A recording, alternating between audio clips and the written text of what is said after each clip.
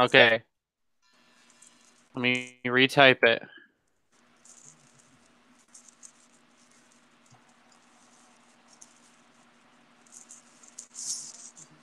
You can kick it off. Oh, you want to just kick it off? You did a pretty good job last week of doing it. So I can. Hold on 1 second.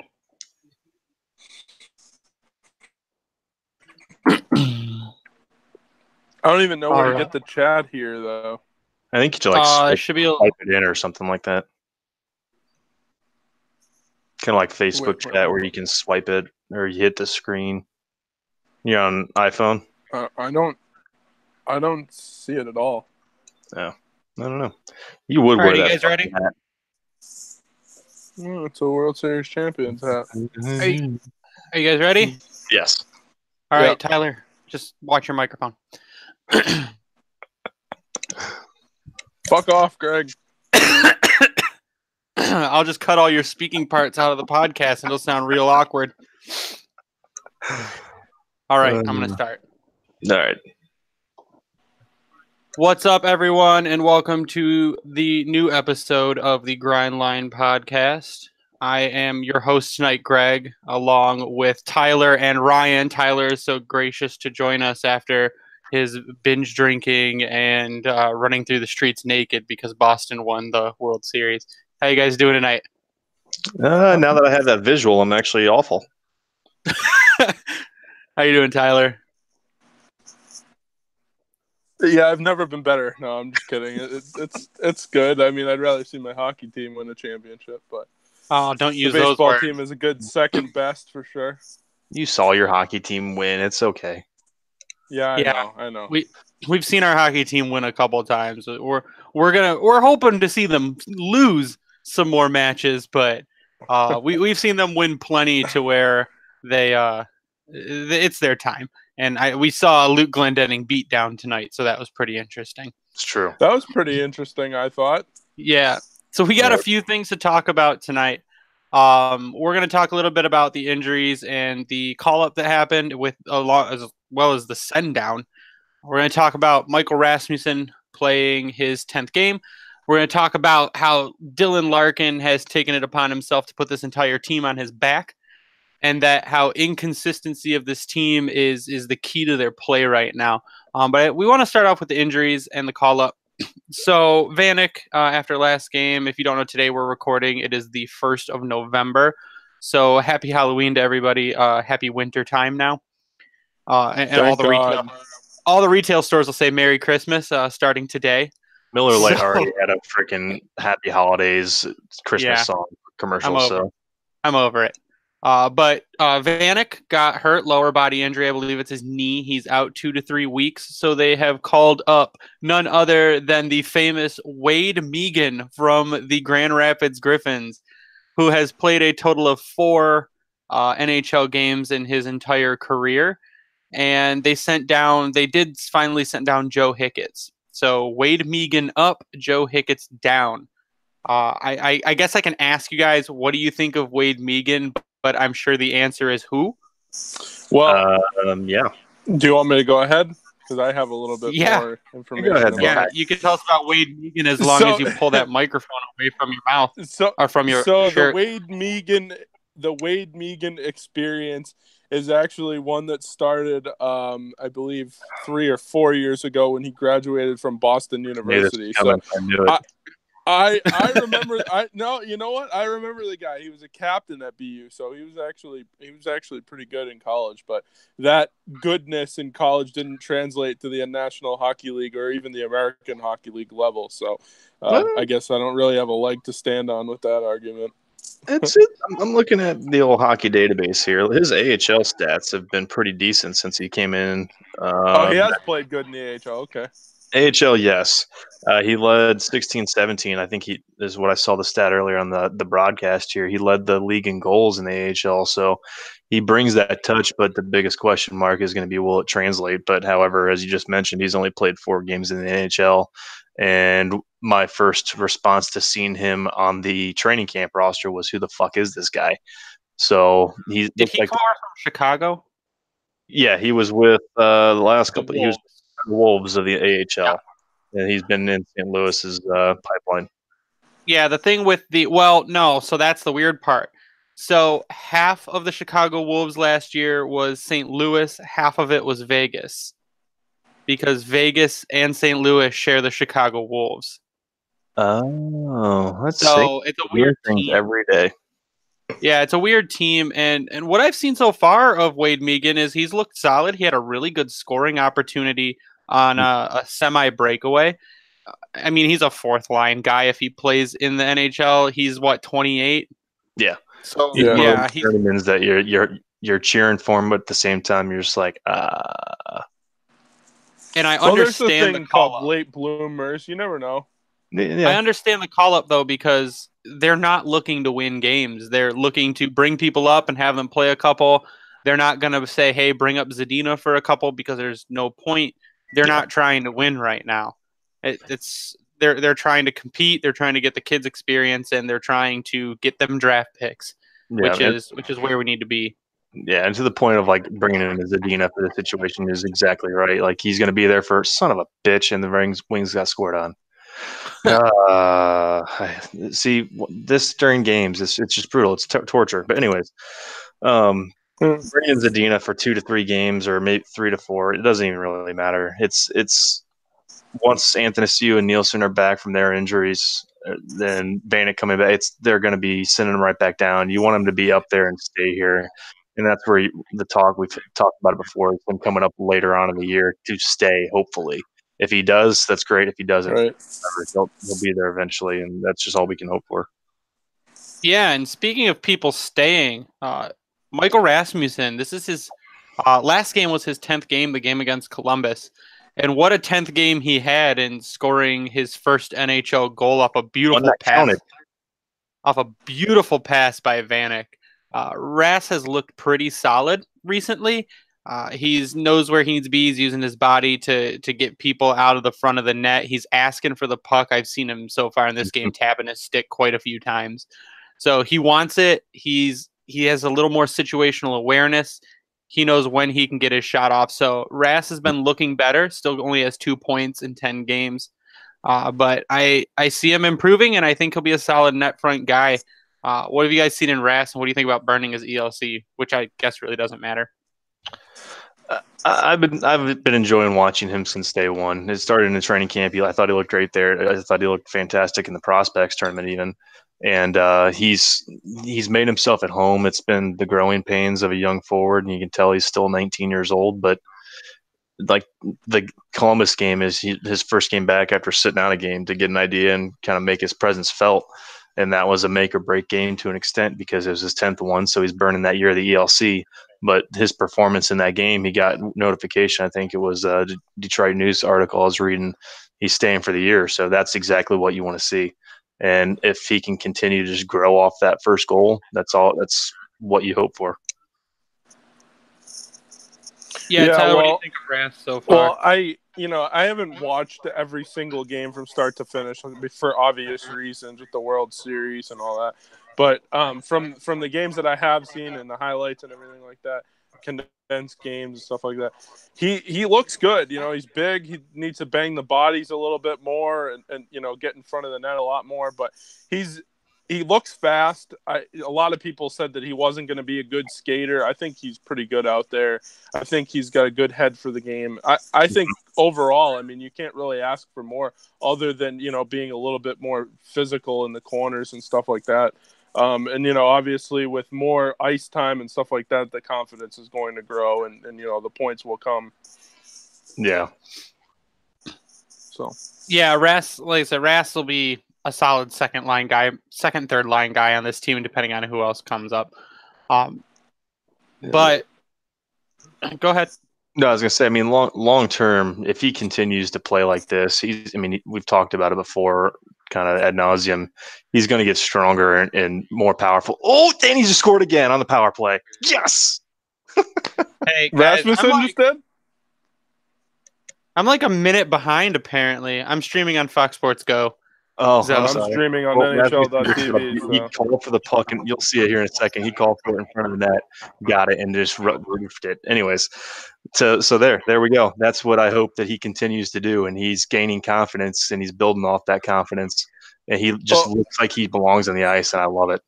Let me just say awesome. one more thing too. Yeah. Greg. So, like, I mean, over the last few years, the Wings don't have obviously like the superstars they once had. So, getting dirty goals like Bertuzzi does, or like Rasmussen is, hopefully was going to, is a very key, important part to, turning this thing around in the next few years. Getting a guy that is able to score some dirty goals, because you're not going to be able to score, beautiful goals every single night. It's just not realistic to think that way unless you get the Nikita Kucherov or guy like that. Hopefully Zadina. Yeah. I mean, you think about it too with some of these guys that they're hoping to be a strong net fronts, like you just mentioned, Burton and Rasmussen. If Giovanni Smith comes to head and actually starts making a difference and is able to crack the roster and be up there, if a third, fourth line guy, they've got. If you can have three guys like that, they've got each line. Tampa Bay's kind of got that with their Tyler Johnson, their Killorn, and when they had Boyle. So that could be a good three-headed monster for hell in front of the net. Exactly. So the next thing we're going to go to is a guy who is doing it all right now, and that is Dylan Larkin, the future captain of this team, Dylan Larkin, who literally in the Columbus game put the entire team on his back. And he's up and down the ice. He's playing offense. He's playing defense. He's a puck magnet. He got a beautiful shorthanded goal where he lifted the stick of a diving player to grab the puck and get a breakaway. That was fantastic. And it was of all the players, it was Seth Jones. Yeah, Larkin was he was a beast in Columbus. It's like something unlocked in his head, and he's doing it again tonight against New Jersey. He's just finding ways to get the puck. I think there was one part in when he was on ice where he got the puck, shot, the other team got the puck, he took it back from them, circled around. He had the puck in the offensive zone like 3 times on one shift, just getting it himself. And he's back 12 points in 12 games. That's 13 points in 13 games now with an assist tonight. Yep. So I don't know if he assisted on that Rasmussen goal, if he was on the ice or not. No, I don't believe so.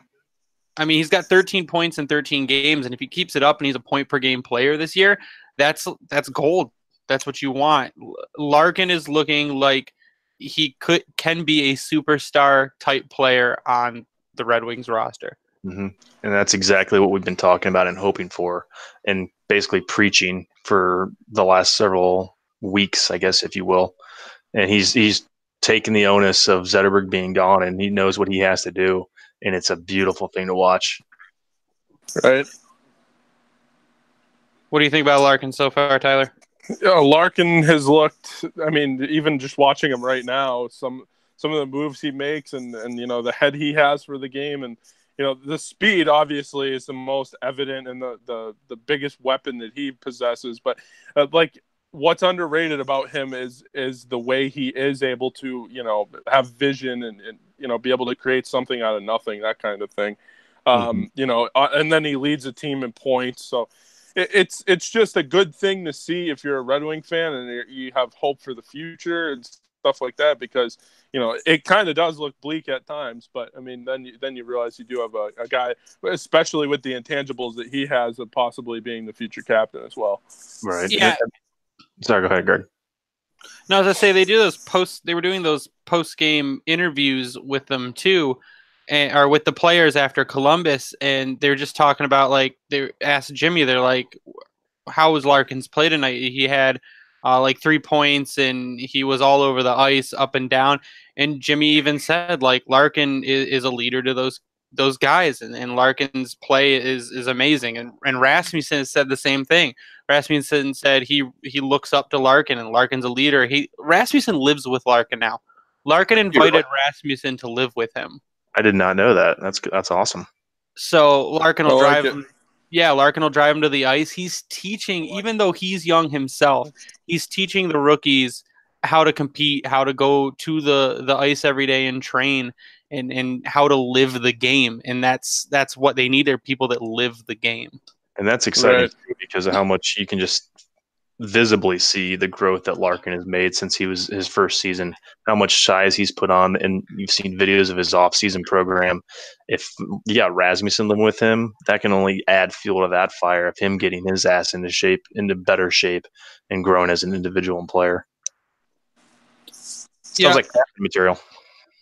Yeah, but I think we're gonna read some dumb comments about Dylan Larkin. Oh God! And I think we're gonna end up calling this segment "Trash Takes" because it's just the garbage that I've seen come out of these are astonishing. So someone posted on Facebook, "Larkin deserves the C. Prove me wrong." Okay, after the Columbus game. That's what was posted. One of the responses was, "Oh, good Lord, he's 12 years old. Now get a couple of goals and you get the C on other non-Original Six teams likely, but not in Detroit. Never been that way. I guess as long as we're selling out, give him the C. It completes the whole picture." What? Oh God! Yep. What? Yep. I just don't. I don't understand. They follow up with saying he's inexperienced. An inexperienced player on a lackluster lineup would never be a first liner on a better than 500 team. I mean, I don't understand. I mean, he's saying there are other people on the team that have more potential than Larkin. Yeah, who? They didn't answer. That's the other thing. Didn't answer. Luke Glendening? No, whenever you ask people questions like that, they don't answer you. There are other people saying that he's still too young. Not yet. It's too early to put the C on anyone. I agree with that to an extent, only because not this season, but that's just dumb. Those are the same people that think Henrik Zetterberg still plays for the Wings. Yeah, here we go. Here's another funny one about prove me wrong why Larkin shouldn't be captain. They said his turnover numbers and his plus minus. Oh, there we go. Plus minus. The dude's on the ice for over a third of the game.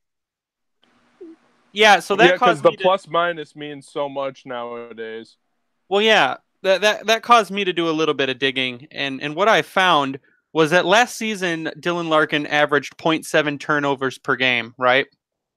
Connor McDavid averaged 1.7 turnovers per game. So I guess that makes Connor McDavid shit. He shouldn't be captain, and he should probably just be traded out of Edmonton because he has more turnovers. I hate when people pick two stats that literally of course he's going to turn it over more. He has the puck more. Mm-hmm. That's just how it works. Players with the puck more will turn it over more. It doesn't make any sense. But people just want to find any reason, apparently. There are some people that want to find any reason to hate Dylan Larkin, and I don't get it. The only thing I still get frustrated by is the random penalties that he takes, which he did that in this period, and they scored a power play goal on it. But guess what he just did? The power play goal that Rasmussen just scored, he drew the penalty to get Detroit on the power play. The mistakes that he make are minuscule in regards to the greater good that he's providing this team. And for anyone to say otherwise, they just need to eat their words and probably go jump into a freaking lake. Yeah, I guess it's the same kind of people that say the Red Wings need to keep winning. They need to show these kids how to win. And I'm like, that's so get another middling pick and extend the rebuild. That doesn't make any sense. You need to finish this year in the bottom three and get a solid pick. Rebuild is just that. You can't rebuild with garbage picks, and squeaking into the playoffs and losing makes no sense. You're not going to always luckily get a late round Datsuk or Zetterberg. Those days are long gone. It's not the 90s anymore. The scouting. I mean, you may get lucky once every 4 or 5 years, but I mean, why get lucky when you can be in the bottom three of the league? Exactly. Guarantee yourself a top 6 pick. Now, I'm going to say one thing, and you guys probably aren't going to agree with it, and I don't care, but I'm not for tanking. I'm not for losing on purpose, throwing games, etc. No. I'm for if the team's bad enough and they don't feel like they can win, where, like you said, they're gonna call up a Wade Megan before they're gonna call up a Philip Zadina or one of those guys. Just so like. Just to fill it instead of bringing up someone that you think you can help or think you can help win or whatever. Mm-hmm. So I mean that's my thoughts on that. Like let's lose every single game on purpose. Like I don't think the players in the locker room are thinking that as well. You know, I think it's more of like we're not good enough. We have a lot of rookies in the lineup, not so much now as we did at the beginning of the season, but there's still a considerable amount of talent gap between the Red Wings and the rest of the NHL. No, absolutely. And you look at these 12 games, how many of them have they been in until the final couple minutes of a game? They've maybe only ever been out of 2 games, like completely out. 2 blowouts, that was it. The one game I went to. Yeah. That's because you went. The Montreal game were the only 2 games where you can really say that. Every other game, they've managed to either take a lead or they've been tied going into the final period and they just can't hold on. And it's just a lack of goal scoring. I think the only other game you could kind of argue with, though, is that Carolina Hurricanes game. That was brutal. That was like one of the worst Red Wings games I've ever watched. Well, when they had like 35 shots in 2 periods. Yeah. I mean, there was no help in that game. That was terrible. No. But that leads us into our last point of the night, though, is that the Red Wings this season, and it's improved. You saw the improvement in Columbus, and you've even seen the improvement here against Jersey, is they've been horribly inconsistent in some games where they'll play a full game and compete, and then the next game, it's like the game against Carolina, they laid down. They let in they let them take like 36 shots. So inconsistency right now is the key to their game, and I get it because you're with rookies and the rookies are trying to learn how the different teams play. And a lot of that's done through tape, but you don't really know what's happening until you get on the ice with them. Yeah. It's like the perfect example of their inconsistency is the Columbus game, I think, the other night. They went up, 3-0, their first 3-goal lead they've had all season, and one of probably a very few that they'll have at all. And they just sat back on their heels. Like they went into their old crux of just letting things happen and let the things come to them. And sure enough, they held on to win, but it was a 3-3 game all of a sudden and within a matter of minutes. And they just been going back and forth like that, like the second period. So throughout these first 12 games have been awful for them. And but most of it, you watch it, it's just these guys they're flying all over the ice, but they're putting themselves out of position. They know the game, but they don't know the game at the same time. Exactly. And it's something that'll come to them once there's still a lot of the team is new and they need to develop chemistry, and that's what they're doing right now. Yes. That's what you see chemistry developing with Dennis Cholowski. You see chemistry developing with Michael Rasmussen, learning their roles on the team, how they fit and what they're meant to do. And again, Cholowski, he broke another Wings record. He was like the 4th wing to have 7 points in their first 12 games or something. First 10. Yep. Yeah, 7 points in 10 games as a rookie.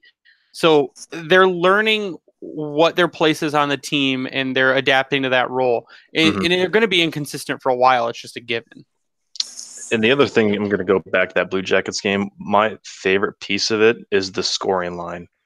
Rasmussen, Larkin, Mantha, Bertuzzi, Larkin. Every single one of those guys are under 23 years old. And guys you're trying to develop and become part of the future team.